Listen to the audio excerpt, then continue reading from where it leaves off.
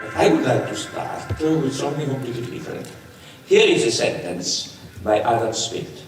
I think most of you know who is Adam Smith. He's the founder of modern economy, liberal economy.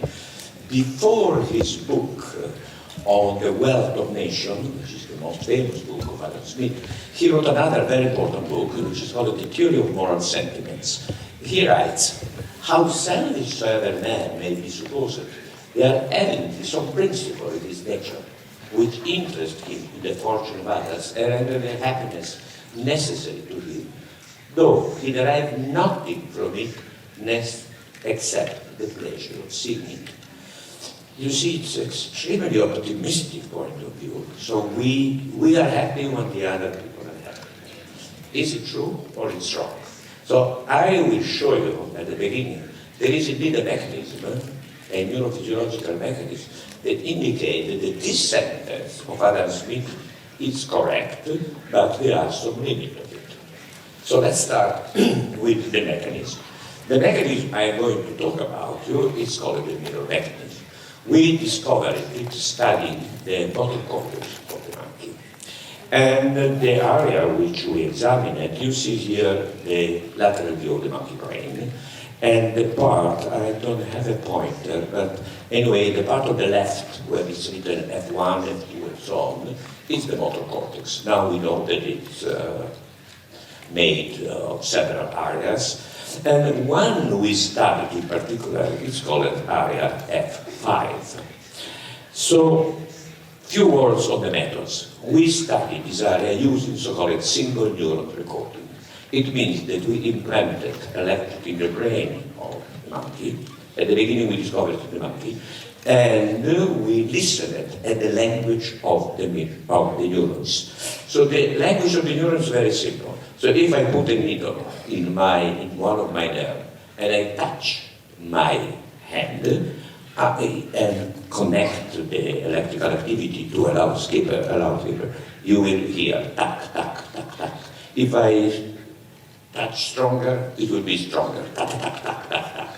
So it's a discrete system which modulates the frequency. It's very easy. I will show you an example in a moment, you will understand immediately. So we use this technique, single neural recording, and we examined the property of this area. The first surprise was that what is coded there was not movement, as physiologists thought for years, but motor act. Movement is just this. It doesn't matter the goal. Movement when I touch here, movement when I do that, it's movement of my finger. Motor act is when these movements are organized in such a way that I grasp something. That's motor acts. For example, grasping or pushing or scratching. They are motor acts. So we discovered that in the premotor cortex, it's called not movement, but motor acts. You see here that the same neuron fire, that's the jargon for discharge, become active when the monkey grasps with the right hand, with the left hand, or with the mouth. So listen, here it's an important concept because it's coded the goal. So we move from something very mechanical, simple, like movement, to the goal. Goal is a philosophical concept, but the motor cortex encodes the goal of action. Just to show you what I mean, here it's an experiment which somehow we did against us. We used two instruments. One instrument for grasping, using the hand in traditional way, and the other in which we grasp open the hand. For people who have been in France, we remember that's the way in which they eat les escargots. I don't know why snails are eaten using this crazy instrument, which is so difficult to use, but that's the way they do it. So we use it on suggestion of a French scientist, by the way. We use this experiment, and I will show you. Here are the two normal prices and the other one. And here is the experiment. So what you have to do, it's very simple. You have to correlate the noise, tack, tack, tack, tack, with the action of the monkey. And you will understand what has to be understood. Here the monkey is grasping. That's the language of the neuron. The neuron say grasping. This is a very intellectual monkey. He knows how to use the instrument. look, now she's moving. Now she's grasping. Now she's moving. She wants to have food. She's moving. Nothing happens.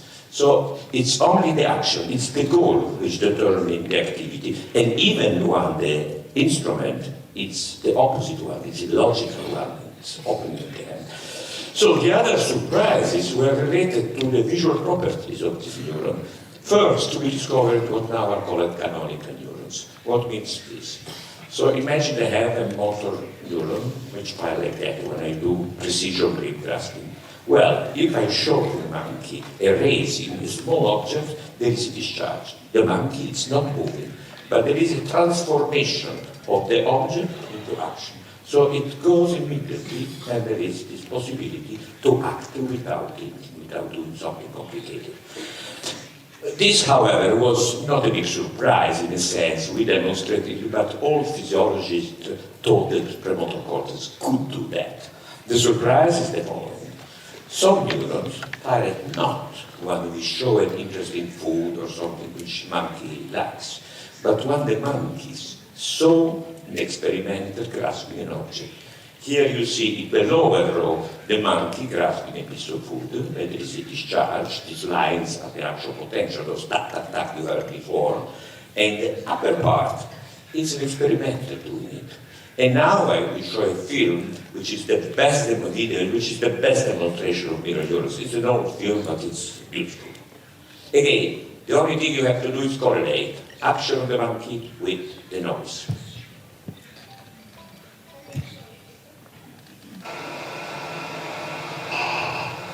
Again, grasping.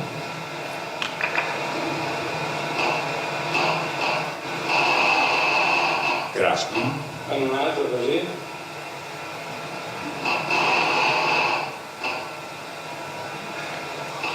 Prima.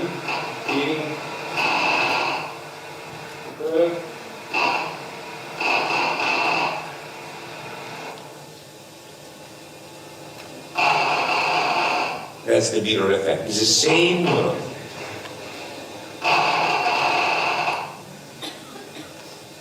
Fai ancora.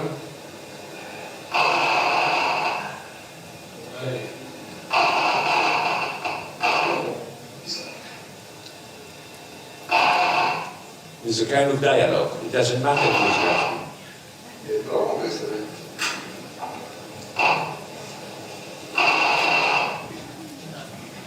You understand why? Because it's the same action. It's grasping.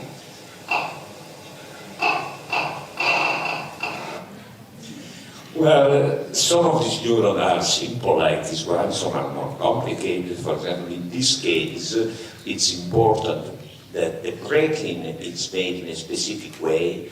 I told you that because I confess we were very scared when we discovered mirror neurons. We were afraid there was a kind of artifact, the monkey was moving and we were unaware of it. But when you have neurons of this kind, which require a complex type of movement, it's obvious the monkey was unable to cheat us. And another important point about these neurons is that we did not condition the monkey. That's behavior which is just the behavior of the monkey. This experiment shows you something funny. A, it's an intruder. This monkey has nothing to do with the experiment, just sitting in this cage and occasionally grasping food and eating. We record from another monkey, and any time the monkey grasped to eat, this monkey A, there was a discharge in the brain of the other monkey. So the other monkey could understand, it's not conditioned, but could understand what's going on. That's something for who is more technically oriented.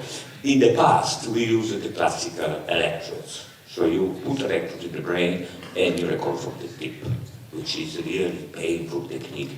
Now we have much better electrode in which, for example, this one, you record from the shaft. So you can record 16 electrodes simultaneously, and with some electronic tricks, even more. So, for example, that's something done recently in my lab by Bonini, essentially. So he recorded approximately 700 grasping neuron, and the mirror neuron was 138, so it was a lot of them. So what it means? So our interpretation was that It's for understanding the action of the other. Why? Because let's imagine that you are in a bar and you see somebody grasping like that. So you immediately understand what's going on. Of course, there is some analysis of the hand, of the bottle, but you immediately understand. So this action enters inside my brain, and I don't need what philosophers call it mentalizing. I am not Sherlock Holmes, who decide, oh, well, there is a hand, there is a bottle there, but I understand immediately. So that's what we call it motor understanding. And what you understand? The goal, because this neuron encode the goal. So when they fire, they say grasping, they say push, they say break. They cannot say anything. The neuron are stupid. They say what they are synaptic connection compel them to say. However, we did an experiment. And the experiment was the following. The people said, well, if these neurons are for understanding, they should understand an action if you present in another modality. For example, sound. If you are in your hotel and you hear tock, tock, tock, people coming near your door, you understand immediately that there is somebody walking. Well, we did this experiment with a piece of paper. So the experiment tears a sheet of paper into pieces and there is discharge. This is an experiment which has been published on Science and we elaborate a lot, but I'd like you to show the elementary thing, the simple thing that everybody can understand. So you see here, it's a big discharge where the person breaks a piece of paper. Okay? Here, the monkey doesn't see, only can hear the noise, and yet the neurons say grasping. It means that this neuron encode the action regardless of the modality in which the stimulus was presented. And here it's only sound, white noise, nothing, because it's something which doesn't say anything to the monkey. Well, now, when we discovered that, it was a big success, also among journalists, and they said, oh, well, there are neurons which say what is going on in the world, you understand, no, actually, there is not magic in neurons. It's not a magic system which somehow connect the brain to the soul. Simply, when we see something, we have a cascade of activation which determine a pattern in our brain which is identical to the pattern that we use when we do the action. This similarity between one action and the other, what you are doing, it's in my brain. You and I are similar.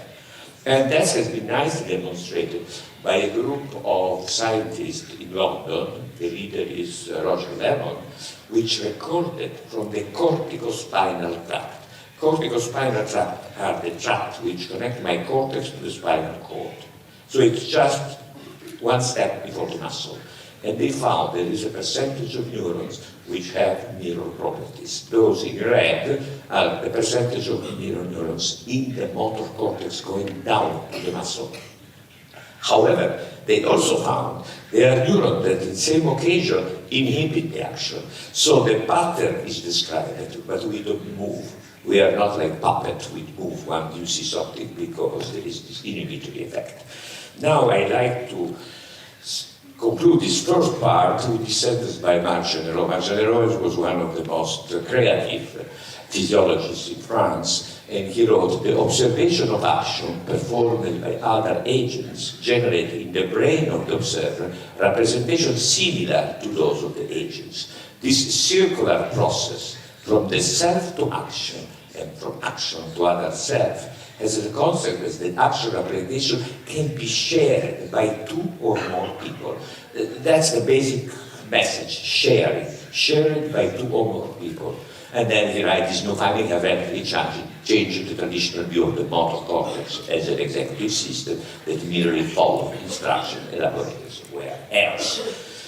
Well, for those a bit critical, say, how is possible that we have seemingly so complicated neurons? Well, here's the answer. That's a long series of studies which we carried out together with Urban in Leuven, with using other techniques, and we know now exactly the circuit which include STS, which is higher order visual areas, inferior parietal lobe and premotor cortex. So we know how these neurons are built up, which I don't discuss here because it's more for the people. Now let's move to mirror neuron in humans. Well, we discovered that I said, well, we must discover to see if there is something in humans of this kind. And we have the fortune that in Milano, which is only 130 kilometers per 1 hour of car, there was a very nice center for brain imaging in humans. One of the first in Europe, in which at the time we used the PET technique, the positron emission tomography. Two words of this technique. The technique is magic, because we can see inside the brain. But the principle, the physiological principle, is trivial. So if I caress my hand here, I have an increase of blood flow in the somatosensory cortex here in the brain. So how to detect it? Well, in the old time, you open the brain and you look at it. Now we have, yes, that was the way, not in humans. Now we have this technique which tends either to radioactive material like PET or to the so-called spin of the electrode. So you give a shock and everything. It doesn't matter. The technique is magic. But what you see is the principle I said before. I touch here, I have a increase of blood here. If you use this technique, which is called fMRI, magnetic resonance, functional magnetic resonance, and what we did at the beginning in Milano, we just put a student inside the scanner, and in front of the scanner, we did the same action we did in front of the monkey. And the result was that there was activation of the premotor cortex in yellow and of the parietal lobe in red. Then we repeated this experiment first in Los Angeles, with fMRI, but it's interesting, this picture here.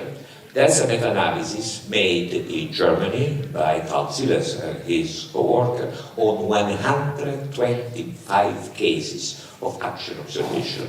And you see we have exactly, in evolution, it has not changed much. In humans, we have much more space devoted to social behavior, but the areas are the same, in superior temporal sulcus, parietal lobe, and so on.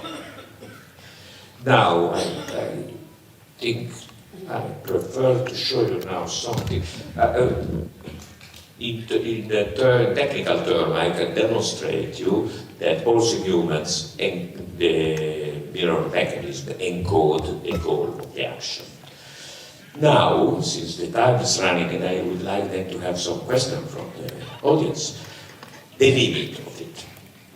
Not everything is due to the mirror mechanism. There are some activity that we understand thanks to the mirror mechanism, others we don't understand.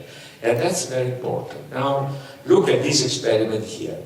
This experiment we did in Italy is the following. The student, again, is lying in the scanner. He's in the scanner. And he looks at the videos.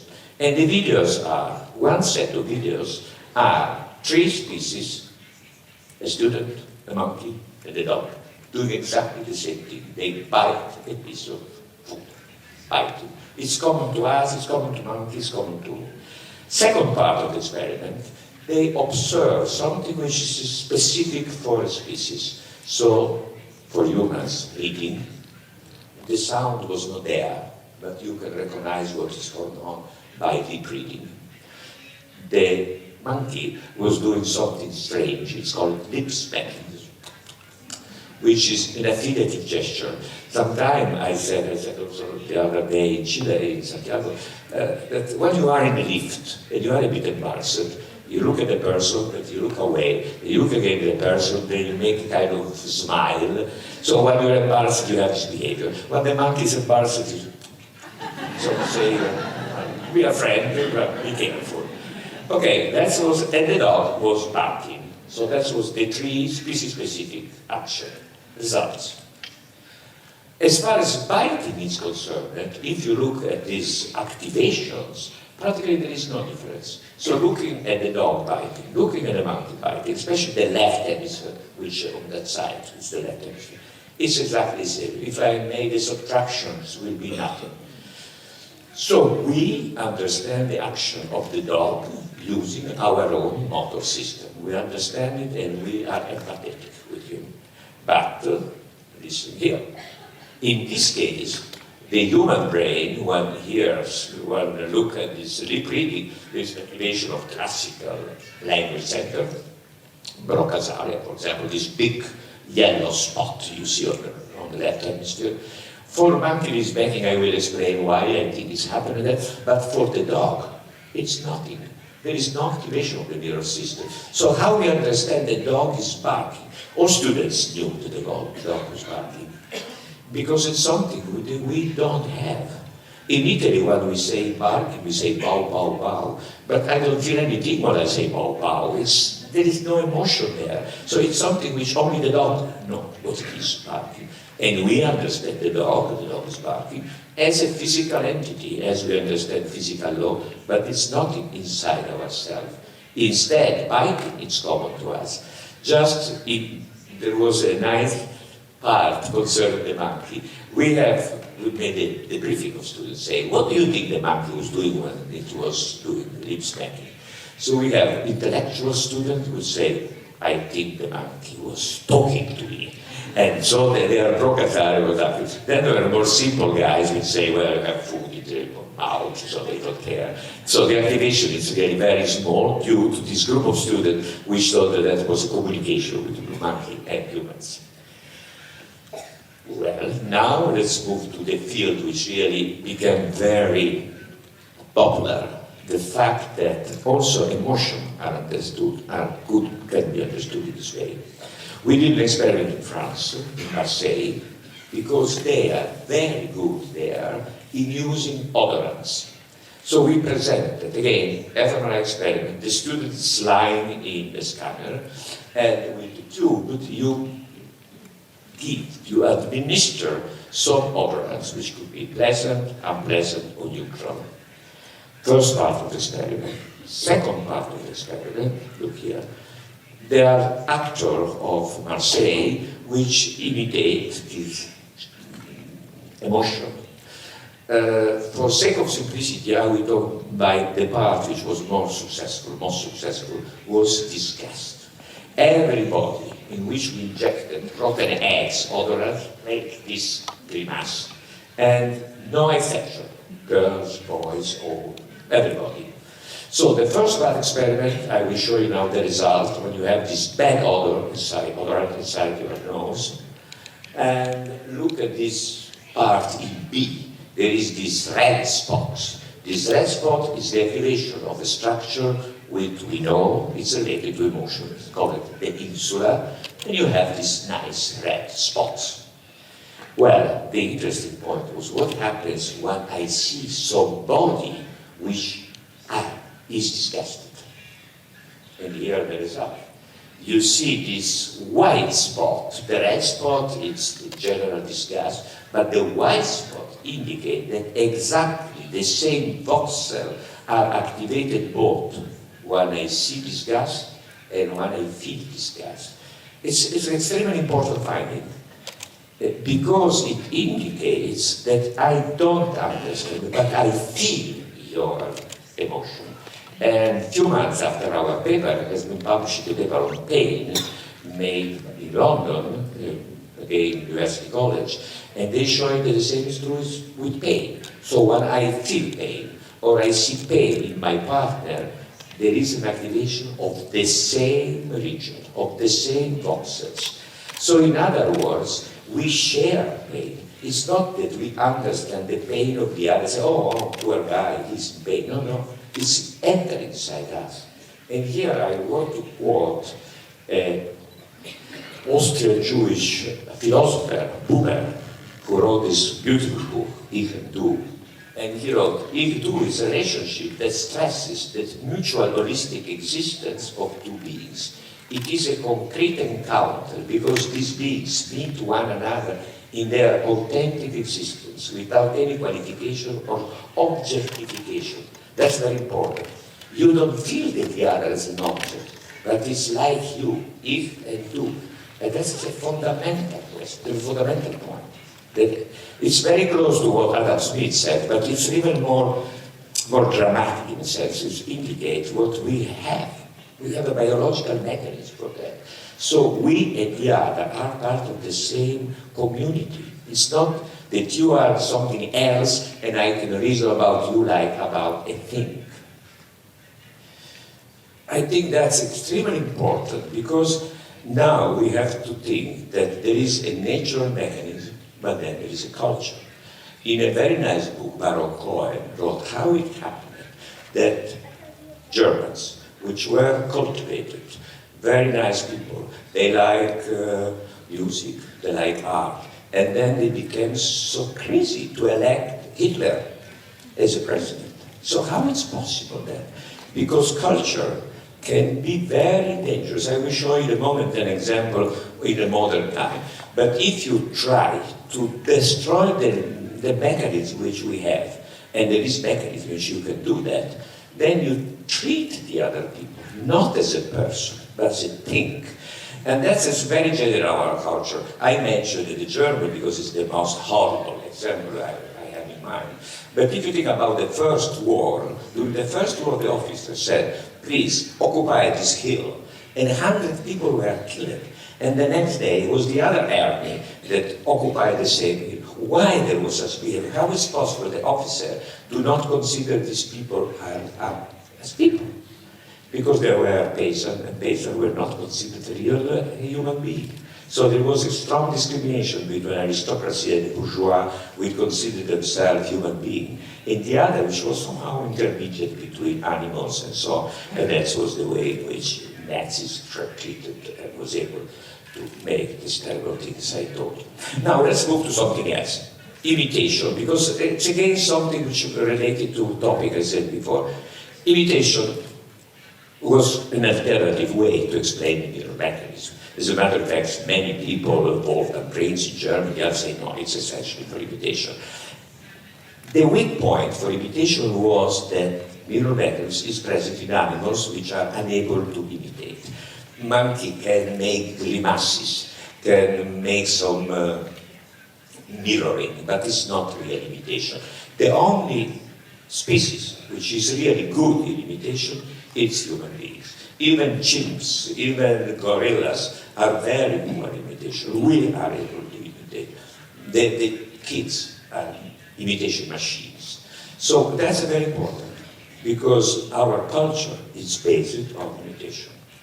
Now recently Ramachandran, the neurologist from San Diego, put a big emphasis on that, and he's absolutely right, because if I am unable to replicate what the other guy did, what my father did, what my grandfather did, there will be no culture. It will be finished immediately. So, like in animals, even animals discover something new. How they know if they cannot imitate? So, imitation is something which grows, and that's why our culture is growing continuously. We have beautiful machines, we go to the moon, we do a lot of things because we are able to imitate. That's important for teachers, because originality is very important, but you have to start with imitation. You have to imitate what the other did, and then you can innovate. But first, you have to replicate what the other people are doing. So, there is no doubt that mirror neurons are on the basis of imitation. We have evidence from humans, recording single neurons, there is a nice experiment in Los Angeles on this point. But, as all mechanisms, there is advantages and disadvantages. So imitation is fundamental for culture, but now I want to read something by Richard Dawkins, who is a famous geneticist. He wrote, a meme is an idea, behavior, or style that spreads from person to person within a culture. A meme acts as a unit for carrying ideas, symbol, or practices that can be transmitted from one mind to another through writing, speech, gesture, or other imitable phenomena. So it's kind of like a virus which can enter our brain in a way that it's very hard for us to control. For Italian people, I have 3 funny examples of this. Then I will go to something more serious. For portare avanti il discorso. For all Italians which are now in the 60s, that remember the days of student revolution. While there was a student revolution, all this assembly finished in nothing, so we have to bring the discorso, bring our argument to the next assembly. So it was endless discussion without end. So it became very common in Italian language, portiamo avanti il discorso, portiamo avanti il discorso. The second one, it's something which appeared now in Italian language, assolutamente sì. So in Italian it's certamente. It's clearly it's translation from English soap opera, which are translated very poorly, and so it's assolutamente sì. Now all our politicians say assolutamente sì. That's a kind of... The third one is for those of you who are interested in, especially soccer. Now one is the team of soccer plays badly, our journalists say they have multi-pancia. So there is something in their stomach. So it means that they don't think together, they have some problem with their trainer. Inter have multi-pancia, it's playing well, badly. But that's the funny part of the story, but there is something which is not so funny. So here it's again from people interested in memes, it's not my word of course, and a factor in the increased meme transmission observed over the internet is its interactive nature. Print matter, radio and television are essentially passive experience, requiring the reader, the listener or viewer to perform a series of cognitive processing. In contrast, the social nature of the internet allows phenomena to propagate immediately.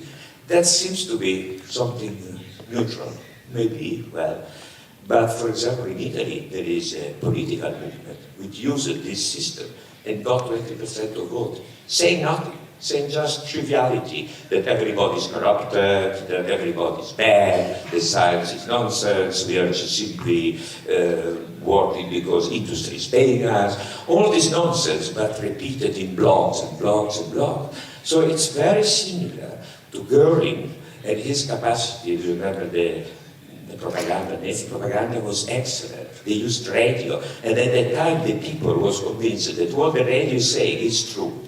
And now the people is convinced what appears in these blogs, it's true. So we have to be very careful that this parasitical aspect of propaganda, of imitation, can be dangerous.